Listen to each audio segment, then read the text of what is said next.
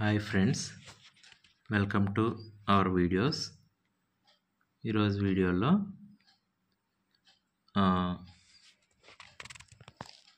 జిడిసి 2018 నోటిఫికేషన్కి సంబంధించి నిర్వహించిన ASM bar goods guard exam first shift paper, దానిలో లాభాలు నష్టాలు టాపిక్లోంచి క్వశ్చన్ నెంబర్ 58 అడగడం జరిగింది. ఆ క్వశ్చన్ ఏంటి, దాని సింప్లిఫికేషన్ ఏంటో ఈ వీడియోలో తెలుసుకుందాం. ఓకే, వీడియోలోకి వెళ్ళిపోతే క్వశ్చన్ ఏమని ఇచ్చారు ఇక్కడ, ఒక వస్తువును 315 రూపాయలకు అమ్మడం ద్వారా వచ్చిన నష్టం అదే వస్తువును 651 రూపాయలకి అమ్మడం ద్వారా వచ్చిన లాభంలో 60% ఉంది. ఆ వస్తువును కొన్న ధర ఎంతో కనుగొనండి అని చెప్పేసి అడిగారు అనమాట. ఇక్కడ ఏంటంటే మనకు ఒక స్టేట్మెంట్ ఇచ్చారు. ఒక వస్తువును 315 రూపాయలకి అమ్మడం ద్వారా వచ్చిన నష్టం అదే వస్తువును 651 రూపాయలకి అమ్మడం ద్వారా వచ్చిన లాభంలో 60% అన్నారు. ఫైనల్గా మనకి కొన్న వేల ఎంత అడిగారు. సో నాకు కొన్న వేల తెలియదు కాబట్టి దాన్ని నేను కొన్న వేలని ఎక్స్ అనుకుంటాను. ఫర్ ఎగ్జాంపుల్ ఎక్స్ అనుకున్నాం. ఇప్పుడు మనకి నష్టం ఎంతో చెప్పారు.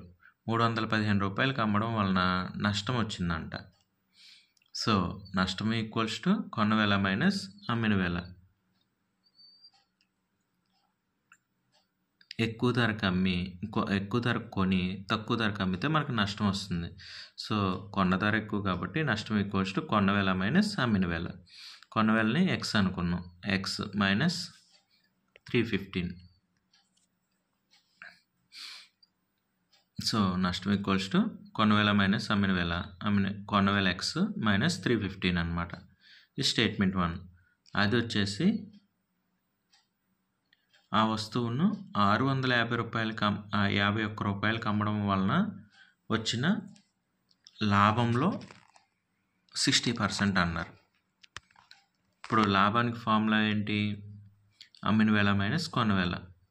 అంటే తక్కువ ధరకు కొని ఎక్కువ ధరకు అమ్మడం వలన మనకు లాభం వస్తుంది. సో అమ్మిన వేల మైనస్ కొన్న వేల. ఎంతకు అమ్మానన్నారు, 651 రూపాయలకి అమ్మానన్నాడు. కొన్న వేల మనకు తెలియదు, ఎక్స్. దీనిలో 60% వాల్యూ అన్నారు. 60% ఆఫ్ లాభం అంటే 651 మైనస్ ఎక్స్ ఇంటూ 60% అంటే 60/100. సో ఇది మళ్ళీ ఈ నష్టం 315 రూపాయలకి అమ్మడం వలన వచ్చిన నష్టము, 60% లాభం 651 రూపాయలకి అమ్మడం ద్వారా వచ్చిన 60% లాభం సమానం అన్నారు. సో ఈ రెండింటిని ఈక్వల్ చేయాలి. ఈక్వల్ చేస్తే మనకి కొన్న వేల ఎంత అనేది తెలుస్తుంది, ఎక్స్ ఎంతో తెలుస్తుంది. సో ఈ రెండింటిని ఈక్వల్ చేస్తే X minus 315 equals to 651 minus X into 60/100. So దీన్ని సింప్లిఫికేషన్ చేసుకుంటే 0 0 క్యాన్సిల్, 10 ఇటు వెళ్ళిపోతే 10 into X minus 315 equals to 6 into 651 minus X.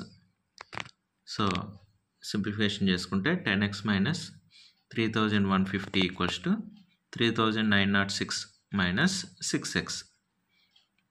So మనకి ఎక్స్ కావాలి కాబట్టి ఈ మైనస్ 6x అటు పంపించేసి మైనస్ 3150ని ఇటు పంపించేస్తాం. 16x equals to 7056. ఇప్పుడు x ఈక్వల్స్ టు 7056/16. ఈ రెండింటిని క్యాన్సిల్ చేస్తే 441 సార్లకి క్యాన్సిల్ అవుతుందన్నమాట.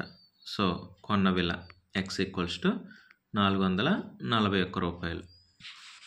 వాళ్ళు అడిగింది కొన్న వేలే కదా. సో ఆప్షన్స్లో ఉందామో చెక్ చేసుకుందాం. ఇక్కడ ఇచ్చిన ఆప్షన్స్లో